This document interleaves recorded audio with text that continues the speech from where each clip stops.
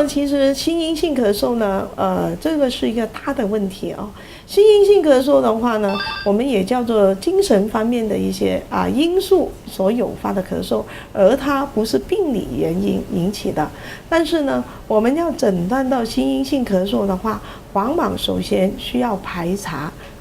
病理性的因素。那么，比如说你这个病理性因素呢，可以是咳嗽变异型哮喘啊，可能是我们说的上气道咳嗽综合征，可能是鼻炎啊、咽喉炎引起的，或者是感染后引起的。那么这些需要排查，排查以后再考虑。那么心因性咳嗽呢，通常会什么呢？它就可能会有一些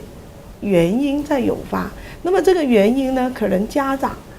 或者小孩他也不知道。那么他小孩呢，由于他某一些原因以后，他就觉得我这个咳嗽的话，可能会引起家长或者你其他的人一些关注，所以呢，他自己是控制不了，就会出现这样的一些咳嗽。比如我们上段时间，我们有个小孩的话呢，就是由于去了那个寄宿的学校，那么寄宿学校呢，刚好那个洗手间那个部级家庭那个环境那么好，所以呢，他就拼命的咳嗽拼命的咳嗽。那么还有呢，这些小孩呢，他往往在咳嗽的时候呢，他会有一点眼睛会有一点浮动，就转来转去的